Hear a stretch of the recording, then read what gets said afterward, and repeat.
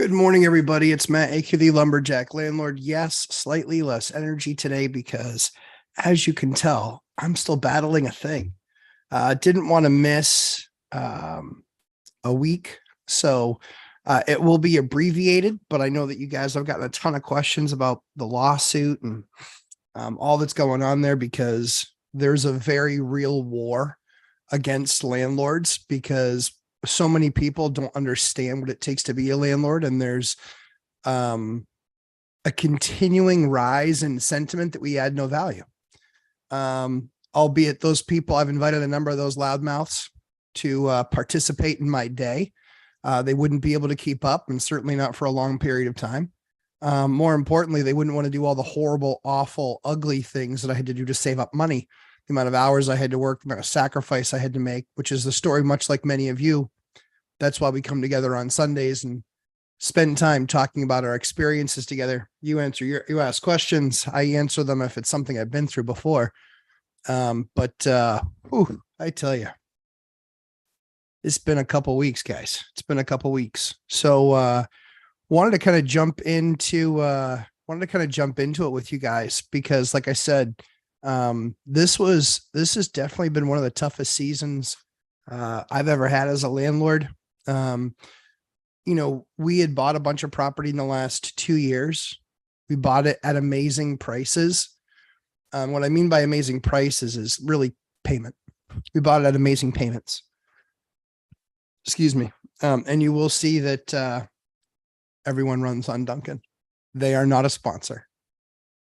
But I couldn't do this without them, much like Dion and his alien vodka. This is the only reason I have a voice today. And yes, there will be boot camp later. So it's super good to be here with you guys, but let's talk about the lawsuit real quick. Let's jump in. So for those of you who don't know, and haven't seen the episode, I recommend you pull it up. You don't have to watch the whole thing because it was a live stream, but I talked about getting sued. And this was a building that I'd bought. We don't just throw out tenants. However, you can see why new landlords would just throw out low-income tenants. Just saying. It's people like this that, tenants like this that quite frankly make a bad name for other low-income tenants. It's just kind of garbage. But we don't like throwing out tenants. We try and work with them, get to know them. And so we had, we've been with these tenants for bought the building a couple of years ago. We've had these many of the tenants have been in there since. 2 of them were actually units that we helped with cap. We put those tenants in, and sure enough, trying to help those folks out and get them placed in a home. Sure enough, as soon as the cap funds ran out, so did their ability to pay, period. They didn't spend a year. They spent over a year not working, not saving any money, not being prepared to pay the rent, quite frankly, not really caring so long as it was everyone else's responsibility. And they couldn't pay the first month it was due. We tried to work something out with them. But at the end of the day, can't pay rent if you don't have a job. And they insisted on not getting a job. So we'd had other tenants in the building. And over the course of time, we did our rent raises last year. They were well below market. They actually still were well below market. We rented out, or we left rented to them. We have since evicted the 2 tenants that weren't paying. One unit has already been moved into. The other unit gets moved into next week. And there was this tenant that also is in the position where they had filed a 540A against me, which is a tenant's rights. To be clear, the level of bad landlord that you have to be to get a 540A, to lose a 540A, it's shameful that is something that even has to exist. If you're a landlord and you're not taking care of your stuff, you're not taking care of life safety issues, You're not taking care of regular maintenance issues. If you're not doing that, get out of the game. Get out of it. You're not meant for it. You need to provide housing for people, safe housing. I think it's obnoxious that all landlords are put in that bucket. And that's why I don't put all tenants in that bucket. Tenants rent for a number of reasons. Some don't want to own. Some know that they're only going to be in the area for a certain amount of time. Some recognize that they'd rather not be house strapped and they'd rather save for an extra long period of time. Others choose it as a lifestyle because they love the job that they're in and recognize that that amount of money is never going to afford them a house in that area. So there's a number of reasons why people rent.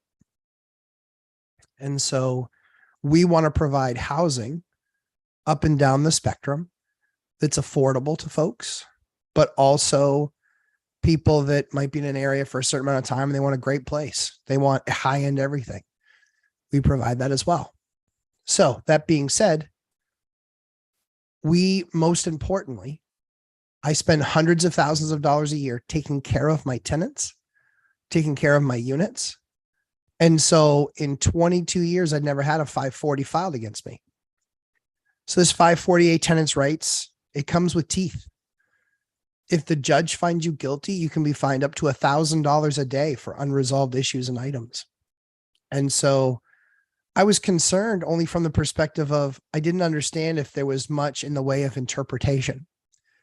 So as I teach in my course, Learn How to Never Lose in Court.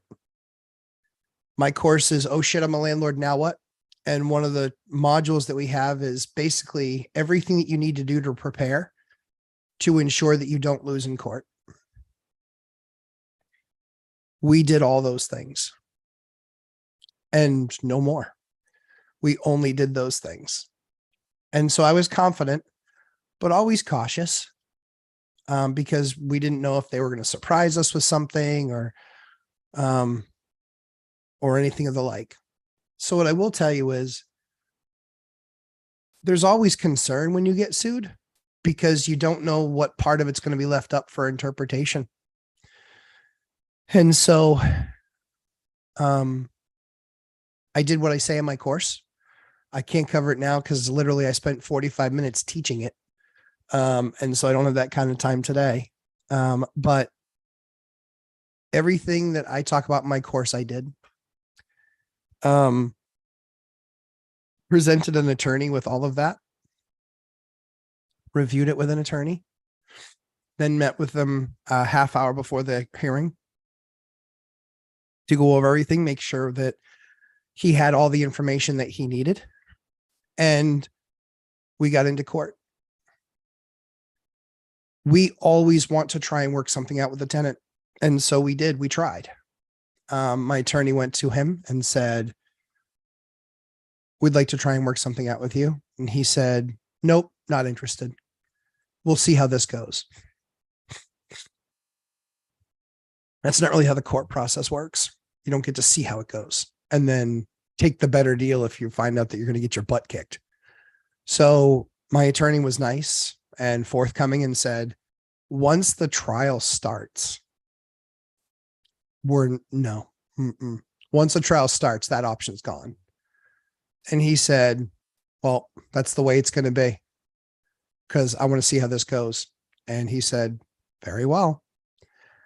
And we then proceeded over the next 30 minutes to absolutely dismantle every lie this person has told. We took the 540A that was filed against us. We actually filed a countersuit, which is called a 540. I think it's A14 or A410 or something like that.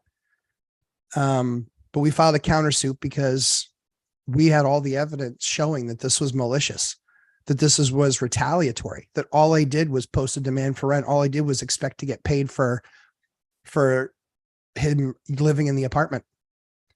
And he, for 2 weeks, 3 weeks, made life pretty difficult, called everybody and their brother, lying to them, not telling the truth, misleading them, not giving them full information. And we had all of the things that we needed. All our ducks were in a row, just like I teach in my course. So we had everything there, everything ready. They had filed that 540A against us, which, as I said, my concerns were, yeah, what if the judge interprets something because maybe they don't understand landlording? Maybe they don't understand contractors can't come out at the moment's notice. Maybe they don't understand that. And so I was concerned, certainly concerned. Hoping it wasn't going to be a teaching moment for me, because I don't know everything, but hoping it wasn't going to be a teaching moment for me and one that was going to cost a lot of money, because I believe that we handled ourselves with honor and integrity. And so we go through the process. What was also taken care of in that same time too was the eviction hearing. They'd not paid rent. And then about a week before, they paid rent, but they didn't pay all of the rent. And so they were still behind, but they did pay some. Had he made any attempt to work with us, we wouldn't have found ourselves where we are. But I am excited to tell you that we were able to get his 540A against us dismissed. So the judge found absolutely zero credibility in all of his statements that he made in his filing, as well as his statements in court. He also,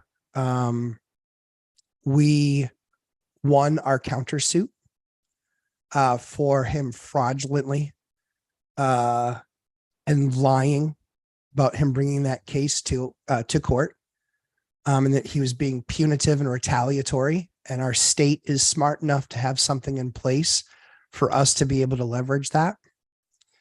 And so we won. We won. We won a judgment against him. I won't say how much, but we did win a judgment against him. And we were granted our eviction. He has time to get out, but he has to pay the court every week in our state. He has to pay the court every single week until he leaves. And if he's not done by that day, I get an instant writ of possession filed or granted by the court, where I can then go file that with the sheriff's office, and I can show up to that house and he has 10 minutes to get his things and get out. And frankly speaking, this person did absolutely nothing to be part of the solution, and he was every part of the problem. And the sad thing is that these are the stories that I hear from other landlords, from low income tenants.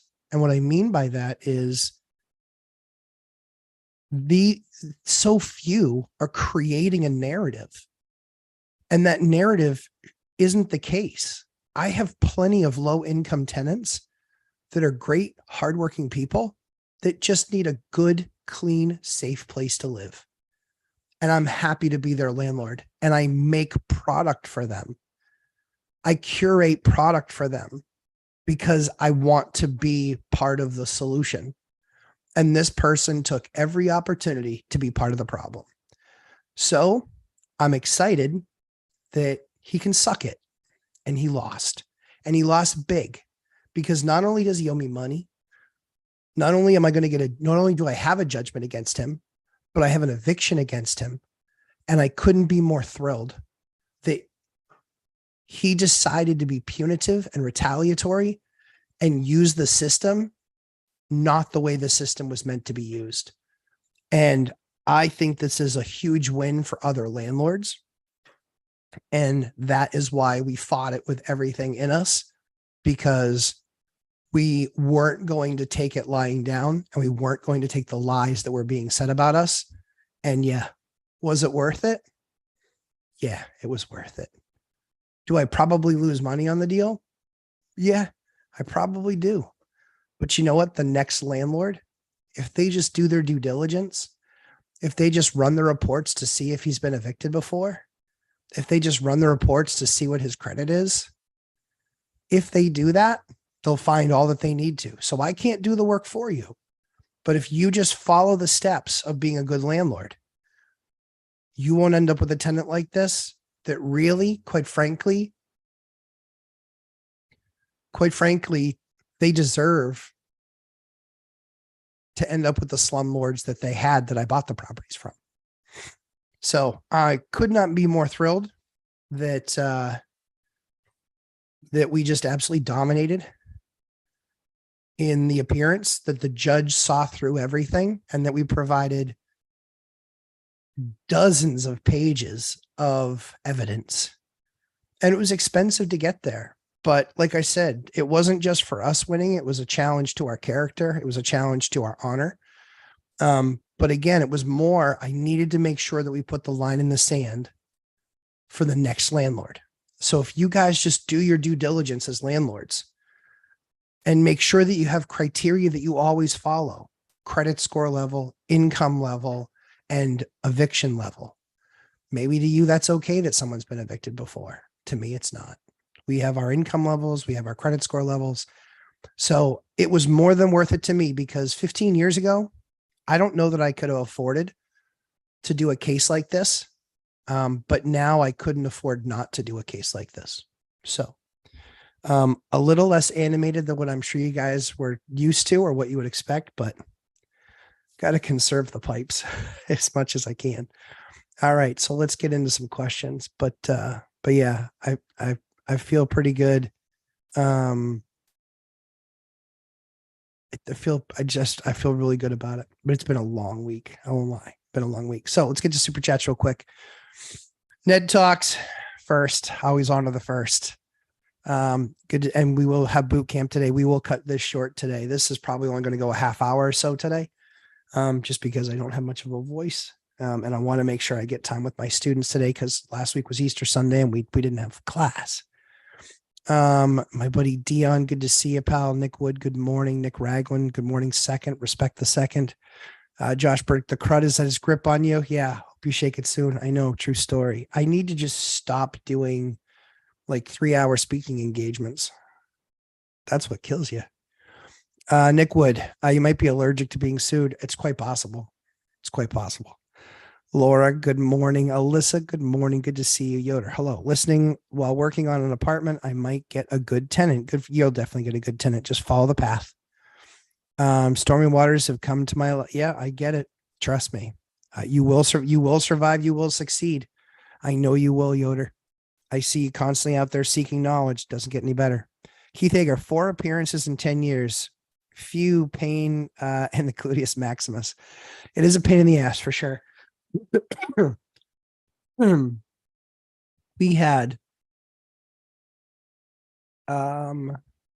We had 9 in our first 20 years, and 7 of them were from one building, and 5 of those were around the Great Recession. And then in the last 5 months, 5 months, we've had probably 7 more. So like 16 total, I think. Yep. It's part of landlording when you're big. I mean, it's just, we look at the percent. So the number of tenant years that we have is over 4,000.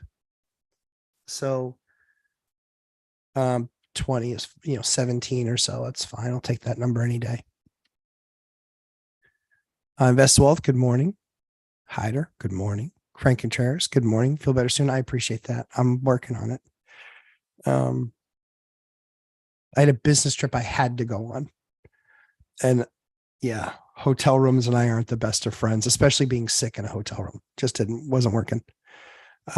Key, good morning. Yes, Poof, I'm here. Yes. Dividend Dave, let's get started. What's the holdup? I know I'm starting. Art, good morning. Talia, good morning. Oh, you're welcome for the content. I'm happy to share with you guys. Hyder, very nice, Matt. Yes, sir. Yes, sir. Thank you, Ryan. Brian Beck, good morning. Frank Contreras, congratulations. I appreciate that. R6, hey, what's going on? I'm following your eviction series. Very cool. Yeah, there's a lot doing. I've seen a couple landlords there pretty consistently. And the clerk even had said something to me about, I've never seen you this much. And I was like, I never wanted to be here this much. And they said, but you can look on the paperwork. It's all the same case over and over again. The Yoder, congratulations on the win. You are a great landlord. Lead by example. Yeah, I think we certainly try. We're not perfect. We certainly make mistakes, but I think we do it better than most anyone else. Systems, processes, how we do things.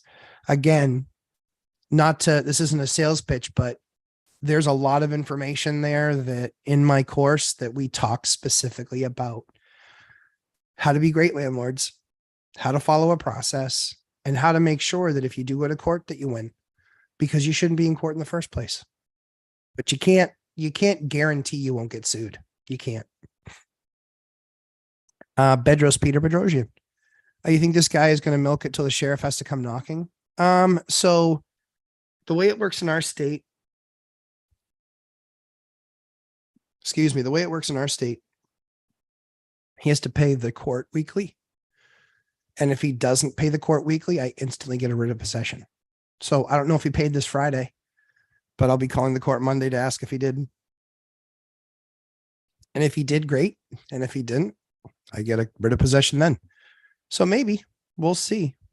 Landlord Odyssey, greetings, fellas. Good morning, ready on. Nick Wood, boom. I know, right? Drop the hammer. I loved it. I absolutely loved it. I love justice. You know, we don't always do it right. We make mistakes, but we've never, ever, ever tried intentionally to wrong a tenant, do a wrong thing, ignore them, not take care of an issue. We've just never done anything like that. That's not the way we run our business.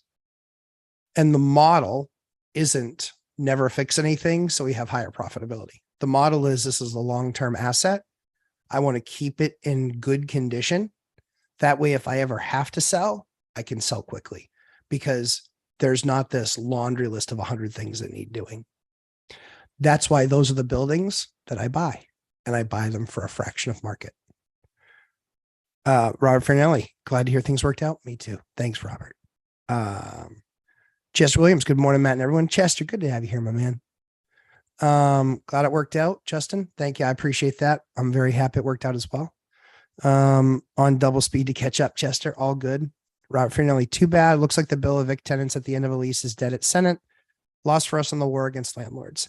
Yeah, I think generally, I think so. I think the biggest issue is, so I've never really counted on that. It's a smart, that one's definitely a pro landlord bill. That one's pro landlord because it makes it a whole lot easier on landlords to, hey, your lease is up, you're out. So I would see why that one would potentially lose. Don't like that it lost, but I see why it did. Let's see. Was this guy one of the COVID renters? Nope. Nope. What is good grass to buy is that it doesn't need water. Have some bare spots in my lawn. What's good grass to buy that doesn't need water? They make like a mix, like sunshade mix, which doesn't get a whole lot of sun, doesn't get a whole lot of water, but you can look up the mixes on what seed's the best to buy. But there is like I don't remember the name of it, but it's more like a weed grass mix. And so it grows kind of regardless of anything, but it can take over your yard. So if you want a bunch of weeds, that will work well. DNL Nunn, good morning. Did you mention how to check if a person had an eviction? So great question. It depends on your state. It can be in their credit report if the landlord filed that way and filed something against them. That's where you also need to follow up and file the small claims court case against them, because then it's pretty easy if you have a court judgment showing that. If they don't pay that, it's very easy to get a judgment against them for that. And then that judgment shows up on their credit report. You can file that on your credit report. There's lists. There's also eviction records, state, county.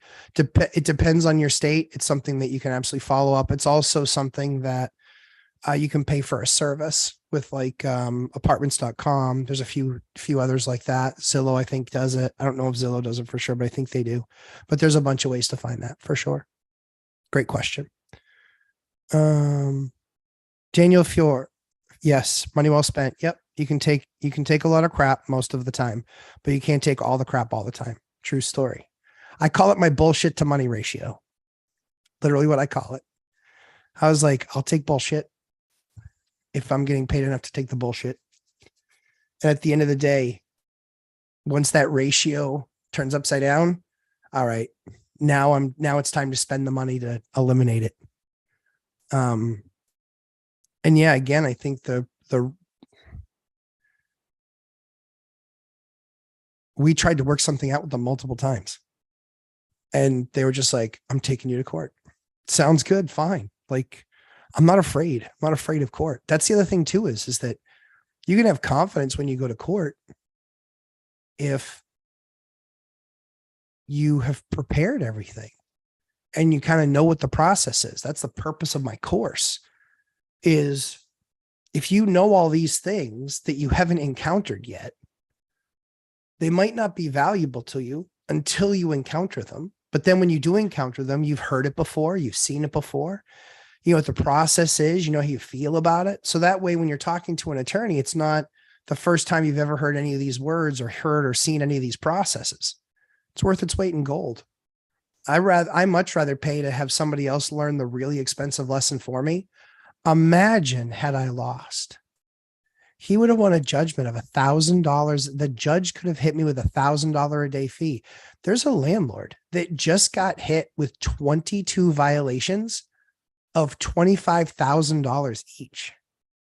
That's $550,000 in fines. This is serious. If you're not a good landlord and you're not doing the right thing, you should get fined like that. $550,000 isn't an oopsie. You didn't do the right thing. And I don't want landlords like that in the game. I don't want bad tenants. I don't want bad landlords. But if we got to have them both, at least let them find each other. Instead of bad tenants with good landlords because they don't check credit history, they don't check evictions, you know, and the bad tenants only having the option because all the good landlords check everything. You'd be surprised that the bad landlords do far more checking than you do as a good landlord. And that's what helps them avoid the professional tenants. It's crazy. It's absolutely crazy. So again, my goal always, run a great business, curate a great experience for our tenants. And that means up and down the ladder of clean, safe, budget conscious apartments, all the way up to, you know, I want a really nice place to live and I don't mind paying for it and I can afford it. All up and down the spectrum. And the job as a landlord really needs to be curating that experience. And then if somebody doesn't follow the rules, trying to be flexible and working with them. And then if they don't, you have to follow through because you can't let that next landlord get caught. Personal responsibility, personal accountability. Don't just make it somebody else's problem. I stopped doing landlord references because I was getting lied to so often. It was unbelievable. It was unbelievable. They were lying so often. It's a crime. Mama O in New Hampshire. Hey, Mama O in New Hampshire. Most grass seed is annual, so be sure to look at contents for perennial grass. It's a great tip. Great tip. Chester Williams, congratulations. Still on double speed catch up. All good. Financial firefighter. Aloha from Hawaii. How you doing, Mark? Good content. You had a lot of really good interviews too. I'm really behind on my YouTube because usually I watch it, but I've been falling asleep faster than usual. Matt Bittner, is the case you're talking about a Section 8 rental? No. Nope. It's not. Sadly,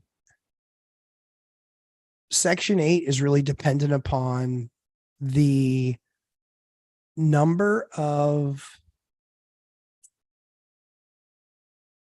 there's some cities or authorities that run it really well. There's some that don't. There's some where the inspector thinks that he's there to inspect the landlord and the unit.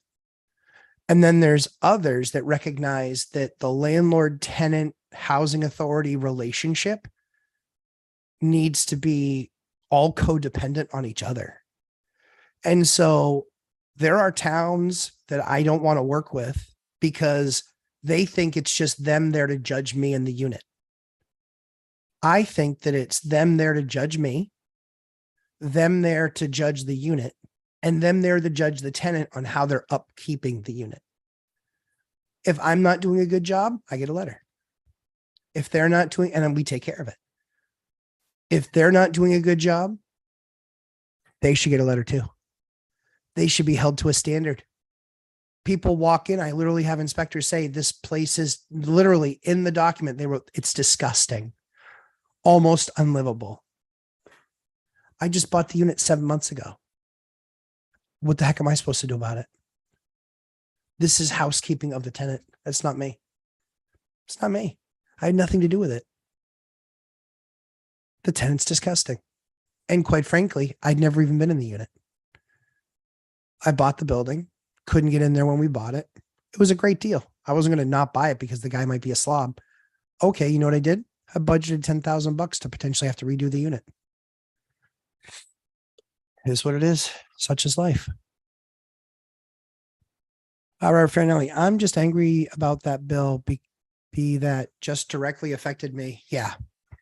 And set me back a month for eviction. Totally get it. Yep, totally get it. Yeah, Chester, thanks for posting the link for the course. I appreciate that. Clearly worth its weight in gold. I won't lie. It really is, guys. The number of people, I think everybody that owns property has said that the course has paid for itself 10 times over, kind of at a minimum, based on things, just a few things that they changed now as a landlord. They're either making more money, spending less money, fewer calls from their tenants. We see it across the spectrum. And that's why I made the course, was because I couldn't drink any more coffee. Well, that's unfortunate. And that's tea. It's not coffee. I don't drink coffee. Nakodon, selling out, getting into self-storage. Colorado was talking about rent control. Don, I'm just so excited to see you here, buddy. I'm sorry to hear that. Don and I talked a long time ago when I was first starting the channel. Hold on one second. Let's see. Contractors in the field on Sundays, folks. But yeah, Don. And so when I started the channel, Don was starting out and building fourplexes.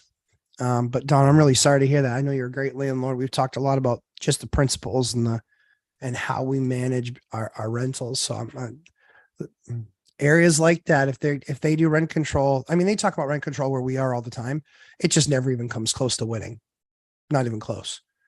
You know, idiots continue to propose it because they think they know how it works. Oh, we need to create more affordable housing. Yeah, rent control is not how you do it, dummy. Go look at all the other cities in the country that tried it and it sucked. It hasn't worked at all. You know what it does? It pushes up pricing. It makes it more expensive because fewer people are willing to develop, build, or buy there to do it. Dummy. Just look, you know, talk to Hyder about case law. Talk to Hyder about, you know, looking at what's happened in the past to understand it. That's what I like about Hyder. Hyder gets in there, elbows, knees deep, and says, yeah, I'm not just going to take your word for it. Yeah, you're going to need to show me. Let's see. Mahid. Just curious, did Tenant have an attorney? How he had a choice for an attorney. He had a choice for an attorney. Didn't have one. Nope. That was his choice. That was his choice.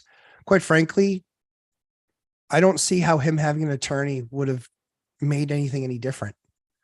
He couldn't prove his case. He sued me. He couldn't prove his case because he was full of it. He couldn't prove his case. So I don't know what an attorney would have done other than manufacture, you know, proof.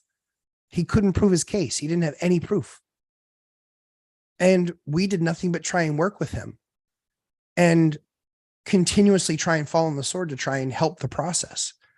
And I think that that's what judges want to see. They want to see that willingness, people willing to work with their tenants. That's why I implore you, if you're ever in an eviction scenario, try and work something out with the tenant. And then if they refuse, the judge will see that. This judge will see that they're refusing it, that they're looking for a payday. And you know what? Maybe you're in court because you deserve to be. Maybe you didn't do the right thing. Maybe you were negligent. Maybe, right? So that's something to just consider. Not all landlords are wrong. Not all tenants are right. Not all tenants are wrong and not all landlords are right. But if you run your business the way I run mine, and that's what I teach in my course, I never lost in court, ever. Financial firefighter. Thanks, boss. I have one coming up with the man, the myth, the legend, Dung Tai. Very cool. Dung Tai's getting famous. I love it. He deserves it. He's doing a great job. Wholesaler turned real estate investor, was able to fire his property manager because he took my course, was able to fire his property manager and make bank just by firing his property manager. Literally like overnight, his property's doubled. This is awesome. Oh, 1 second, guys.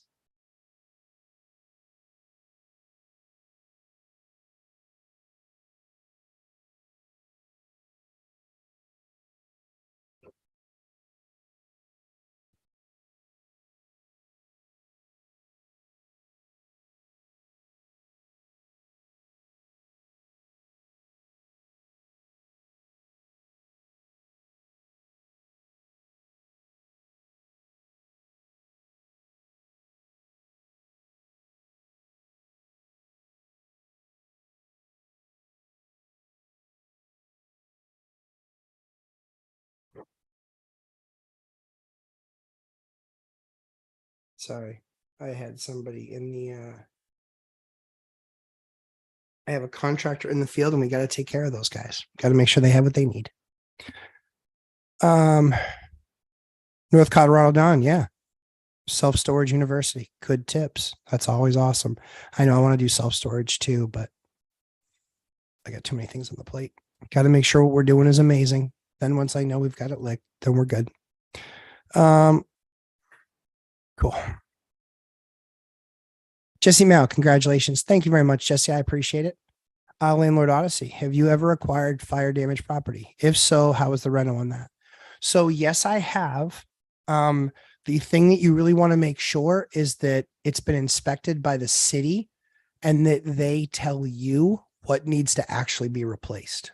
Kind of the rule, and it's not a guarantee, but usually the rule is blackened, fine, charred, not fine. So charred where you can actually like see like the wood chunks. But I would just have the city. I would contact the city on it and say, hey, do you have some report on this, or the fire department, because they probably put it out. But then I would look at that report because again, in most areas, or in many areas, not most, in many areas, blackened wood, fine. Charred, not fine. And then if it's blackened, the only thing I would do is I would get it sprayed with a sealer that keeps that smoke smell in the board. So that way, if for some reason it ever got wet, it wouldn't be a problem or stink. Because smoked things smell when they get wet.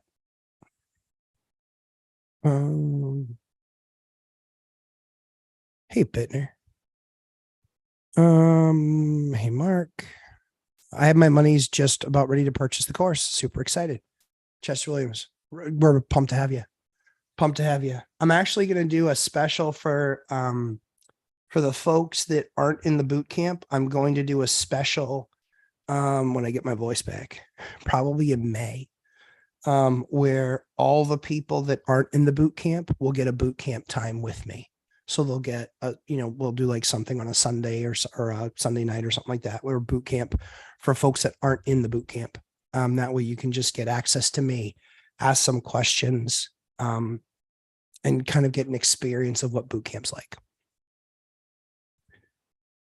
Invest to Wealth. Thanks, Matt. Have to run. We'll enjoy the replay. Good to have you, Invest to Wealth.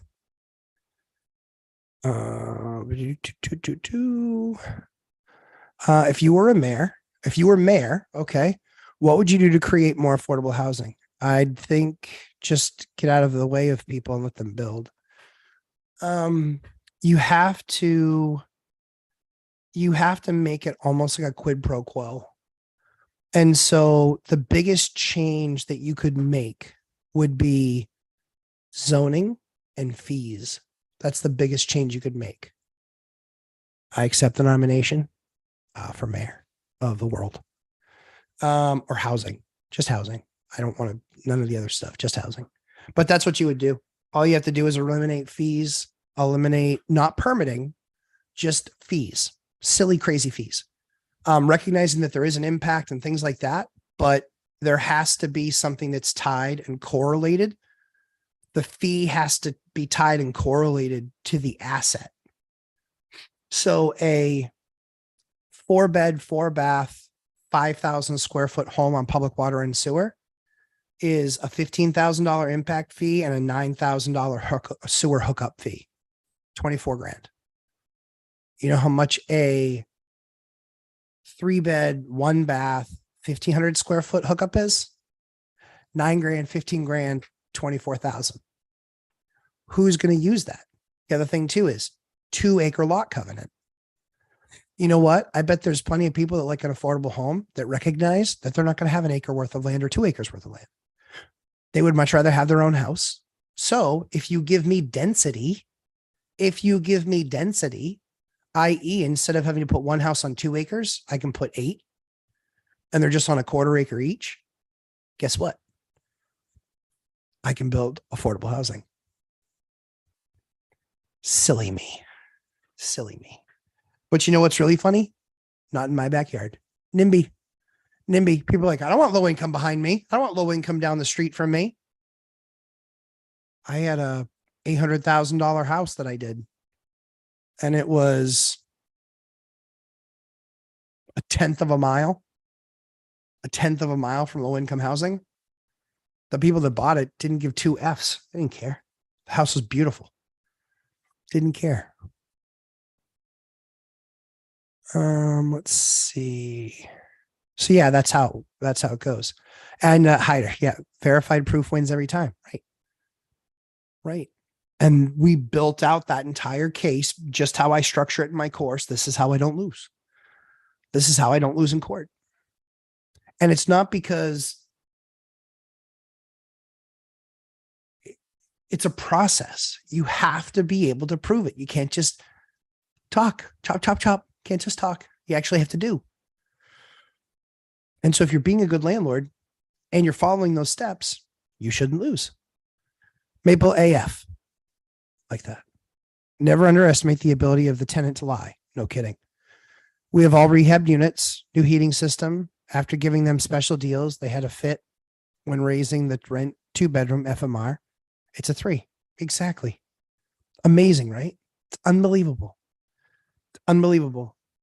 He literally told the judge in the courtroom that there was a lot more coming my way. You imbecile. There is nothing more coming my way that I can't defend because we didn't do anything. And the judgment against you shows that. So shut up. Robert Fairdelli, NH with rent control and our zoning laws. Excuse me, guys. Can't wait to see how that works out. Ain't gonna happen. They won't ever get rent control done here. No way. HOA Prez. Best advice I got as a pro se litigant was convincing the judge that you were right. Then the judge will give you a decision in your favor. Best advice I got as a pro se litigant was convincing the judge that you're right. And then the judge will give a decision in your favor. Yeah, I think that's true. I think that my hope is, and I know justice isn't perfect, right? But my hope is that it would be reliant on the evidence. That's my hope. I just want the evidence to tell the story. For me, it was not so much about the win. For me, it was much more about the fact that the judge was validating that the way we went about it was right, fair, and just. That's what I'm most concerned about. I believe that I'm running a right, fair, and just business, right? Curating experiences for my tenants. And then if I'm not doing something right, or if I'm not taking something in consideration, I want to know. And then we'll fix it. And we want to understand what their expectation is. It's fairly straightforward. It's in layman's terms, it's a contract. It's a meeting of the minds. If there is no meeting of that mind, then you don't have one. So Yeah, that's why I was most excited. HOA Prez, CA landlord shouldn't evict a tenant without a lawyer. It won't come out well at all. Yeah, I don't know. That's why I don't do business in California. Many have made it work, but that's not for me. HOA Price, send an annual notice asking the tenant to send you a written message if there are any problems and send back the enclosed postcard that has checkbox saying there are no problems. Yeah, we don't have to do it to that level in our state, but we certainly do document everything for sure. Chester Williams, I honestly wonder what would happen in the event sound economic policies prevail in legislatures. Rent control is an unmitigated disaster. It really is, but what would you expect of all these people that get elected? I mean, think about what it is. It's a popularity contest of ideas. It's a popularity contest, and a majority of people are never going to be landlords. And so what do they think? They think that landlords are scum and they always do the wrong thing.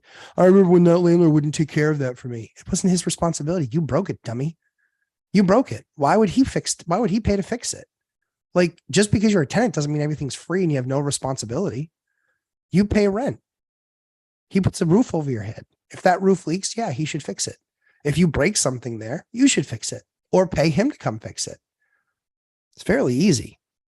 I think that there's far too much out there. I think that common sense should rule the day, but common sense is the rarest commodity on earth. Yeah, soda blasting does work great. I agree with you. Yep, I agree.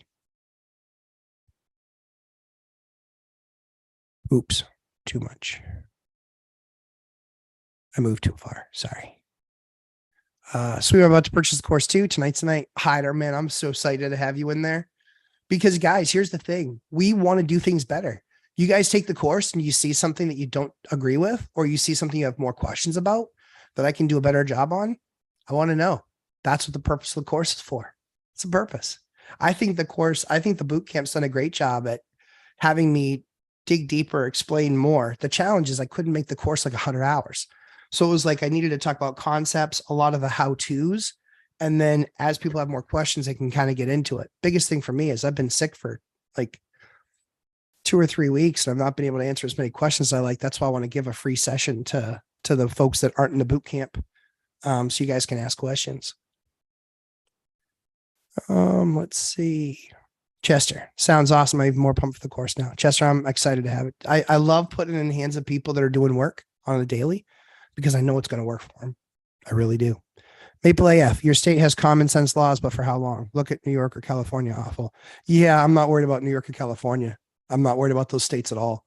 Those states there are gong shows compared to my state. So so Texas and New Hampshire are the two states that talk most often about succession as a secession. However you want to say it. I'm a ninth grade dropout. Don't hold me accountable for vocabulary. And then I think Florida. Those are the 3 states I'm worried the least about because it is so lopsided. It's not even funny. And again, if it happens, it happens. But my guess is it's, 24-34 and I'm long gone.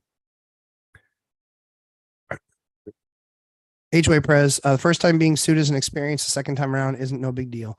Honestly, what's really funny is this is my first time being sued and I didn't really feel like it was deep down on the inside. I didn't feel like it was a big deal because I believed in the system process, not the system by itself, but the process, sharing the data, sharing the facts.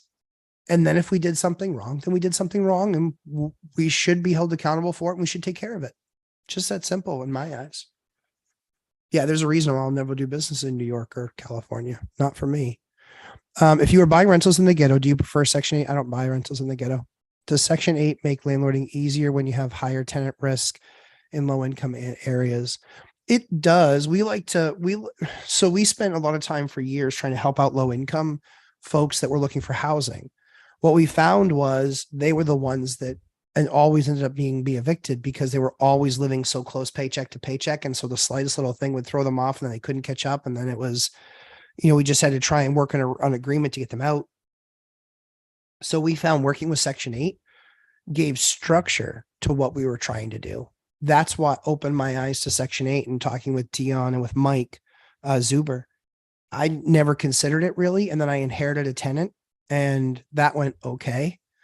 But then it was about a lack of education. So that's why I actually covered it in part of my course, was talking about Section 8. There's a bunch of videos on my channel where I talk about Section 8 low income housing. But in the course, I detail, the conversations that I have with housing specialists or directors of housing, and those having that ability to do that, has given it a better experience. And so we're well on our way to a third of our portfolio being Section 8 housing. Excuse me.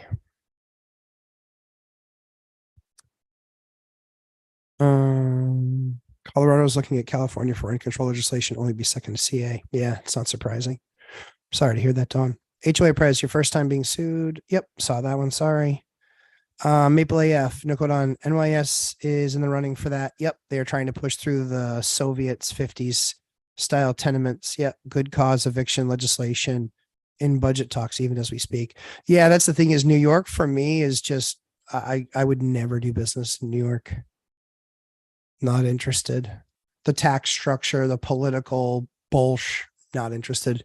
My BS to money ratio is not built to sustain any longevity there. If you have a ton of money, you can probably make it work. But if you have a ton of money, you can kind of make it work anywhere. Josh Burdick, hello. The finale to my binder strategy tenant who wouldn't give me the price, I gave him a fair under market price and he decided to walk. It's okay. I will rent fast and I'll get a higher rents. Josh, perfectly executed. The idea of, okay, so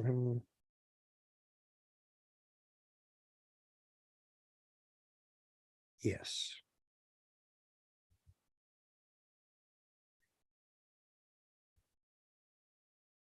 What a good guy.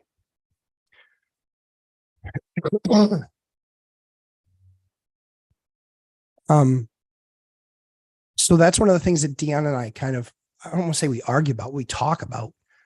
He is good with under market rents because of no turnovers. And then when the turnover happens, fine, then he bumps the rent. Always good. Fine strategy. For me, my preference is I've got the turnover part so baked in and so fast that I don't want to lose $200 or $300 a month, $200 a month of rent for 2 years, and then binder strategy again, and you lose another $100 or $200. I mean, you're always kind of a couple $100 behind.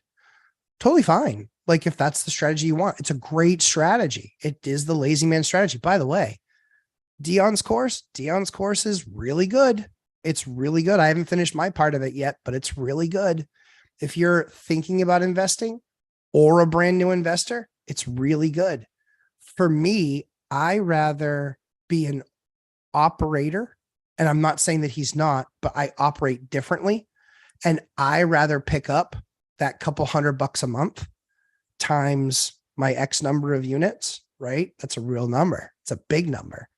And even at 16 units, that's a big number. It could be $2,500 to $3,000 a month, but he already has trouble spending that amount of money anyway. So for me, I'd rather get that money if I can create a process that allows me to roll the unit faster, cheaper, and get higher market rents. That's my preference. So Dion's been doing this for 12 or 13 years. And I think he's had 4 tenant turnovers, maybe 5. Forget about it. That's crazy low. But he is making an investment in reducing his costs in a turnover. Me personally, I rather have more turnovers and get better rents for that longer period of time. But that's just me. I think you can run your business either way, and both ways work. Let's see. Nick Wood, I'm just getting started looking for my first rental. When running numbers, what percentage do you budget monthly for maintenance? So in the very beginning, Nick, I did a higher number. In the very beginning, I would do 8 or 10%. It was about 20 years ago. And then the first few years. So I did 8 or 10%. but recognizing that I was doing a lot of it. So a lot of stuff I could mitigate. And that's why I like doing it close by near me.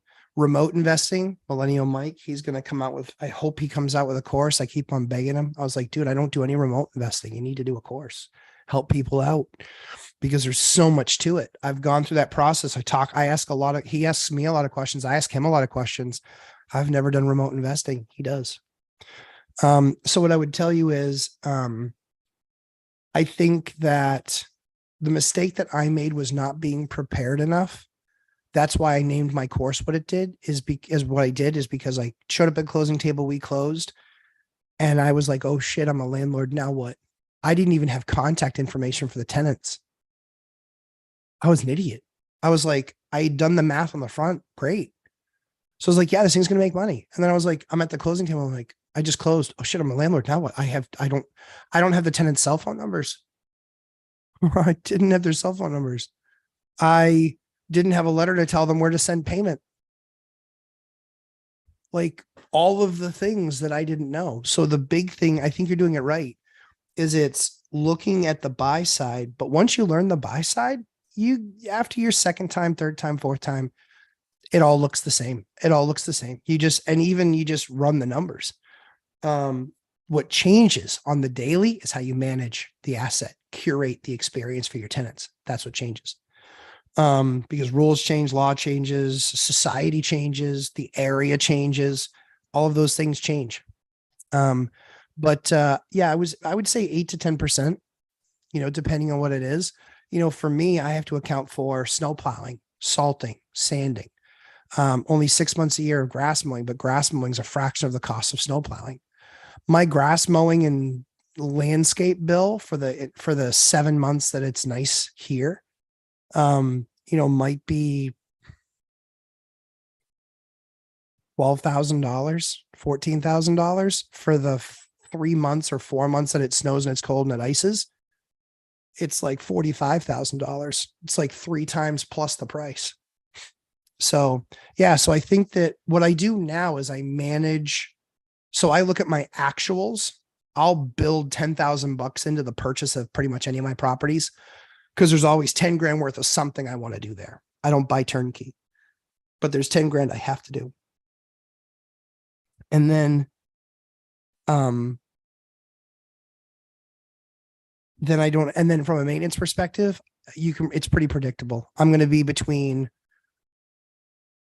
we usually pull because we're able to look at the entire portfolio.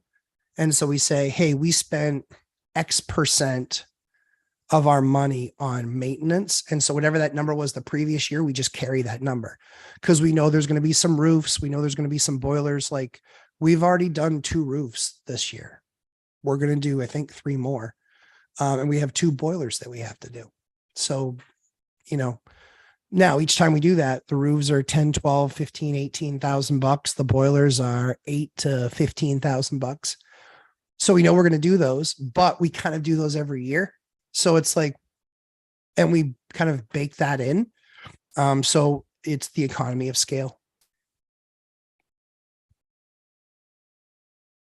To have affordable housing, reduce property tax and fake fees for inspection and such, all these expenses are passed to the tenant.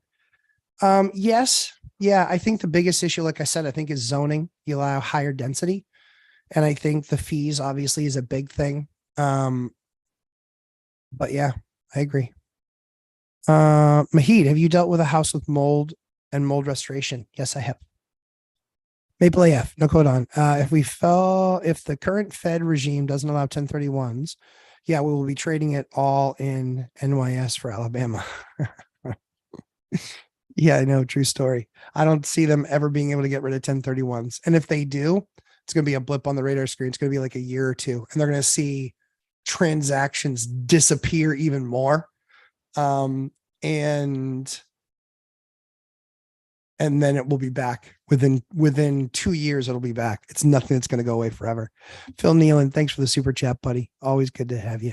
Look forward to seeing you in boot camp today. I miss my boot campers.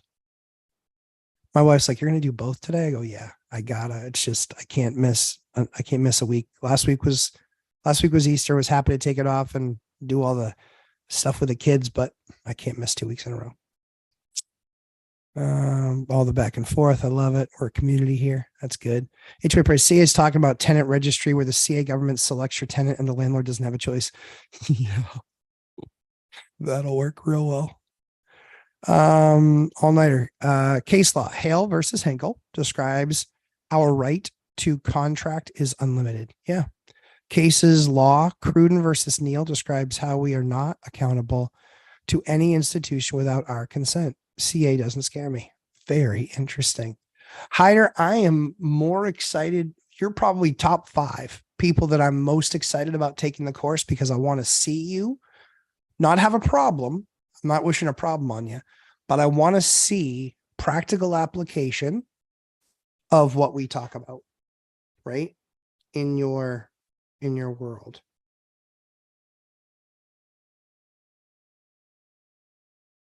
Let's see.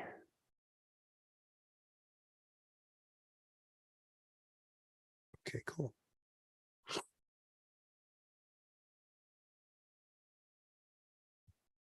Very good.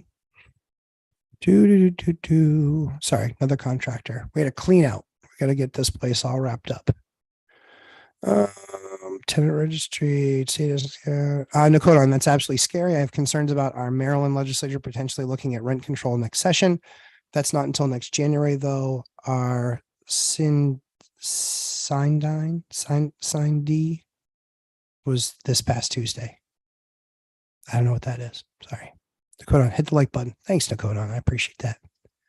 Bittner, if the ghetto was gentrifying, you still won't buy in those areas. That's a great question, Bittner. I bought in one of those gentrifying areas, and in the last Great Recession, I got obliterated because it went from a D to a C to a B minus. And then when the economy went in the poo-poo, it went C minus almost overnight. And the only reason it wasn't a D was because there wasn't gun violence there, but there were drugs, there was everything else, and it fell back very fast. So unless it's really buoyed up by significant gentrification, like right in that area where they put up a very expensive multifamily where they're $1,800 a unit and you can rent out that same unit for $1,200, that's the kind of stuff that I'm talking about.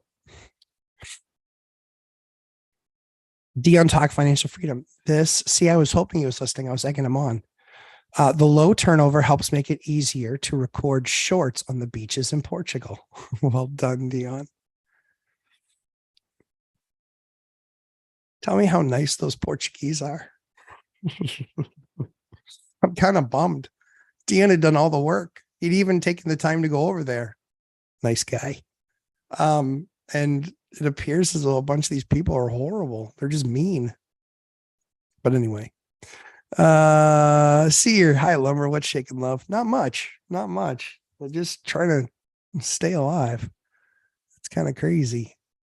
HOA Prez. I was going to pay the rent, but I have to pay my drug dealer, make the Tesla payment, and make the CC payment.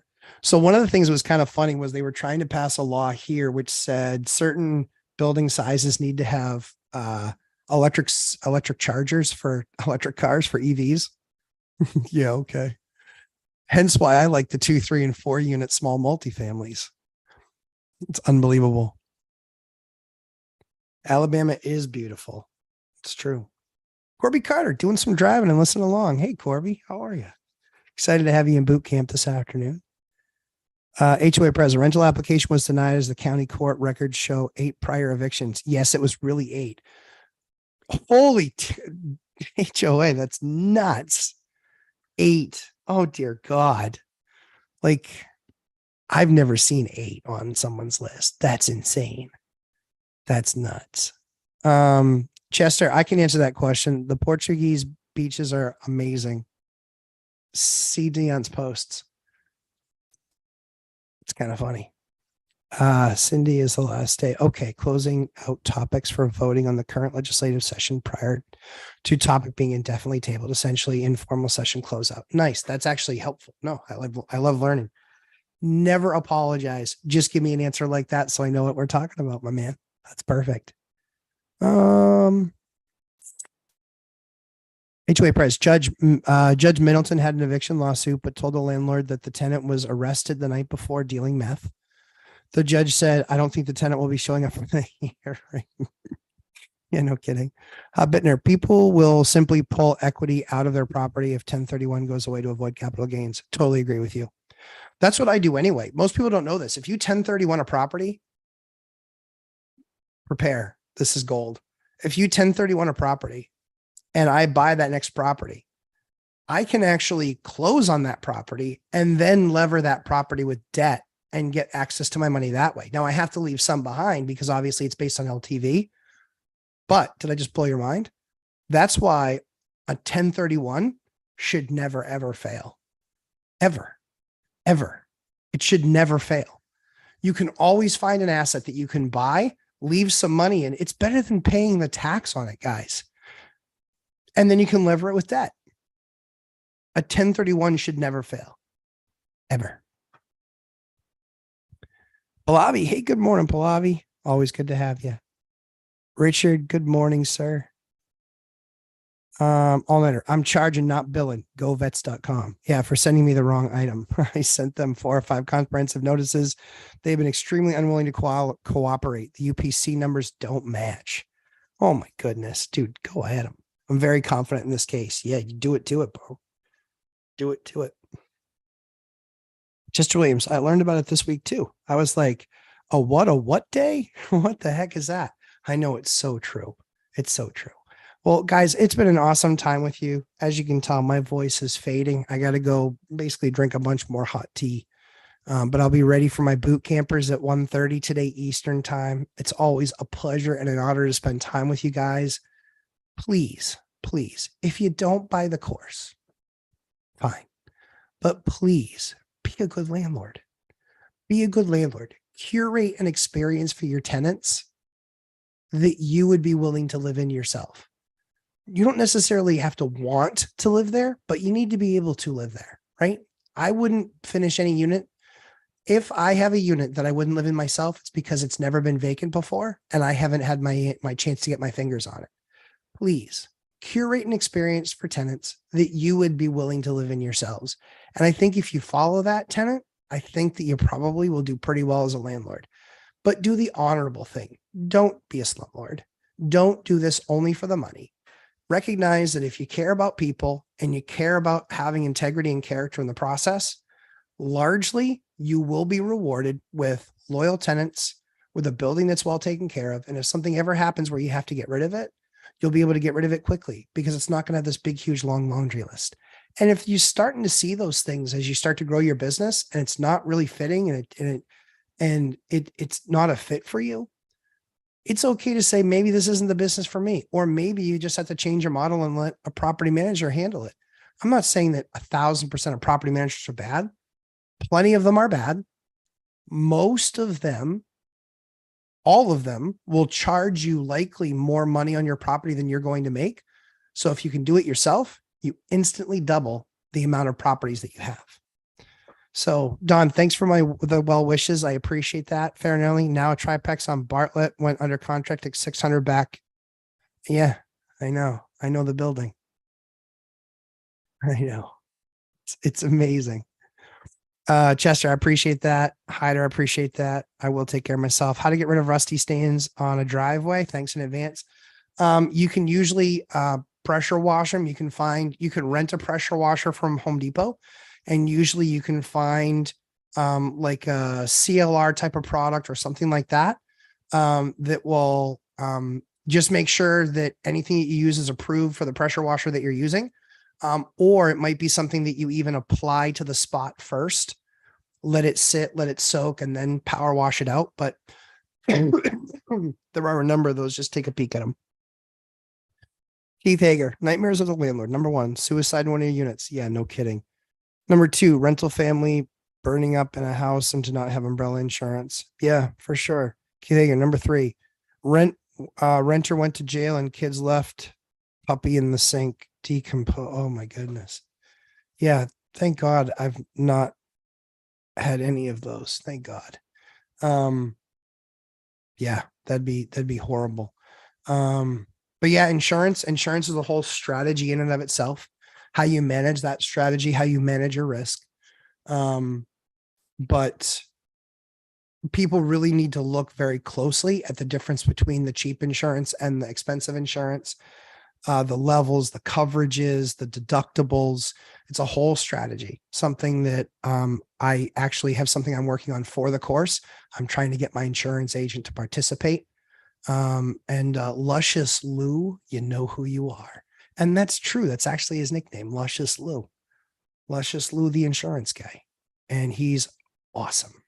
He's awesome. K3, I've been binge watching every day at work. Keep up the great content. K3, I really appreciate that. I'm happy to have you. And always want to hear from newbies, newcomers, perspective.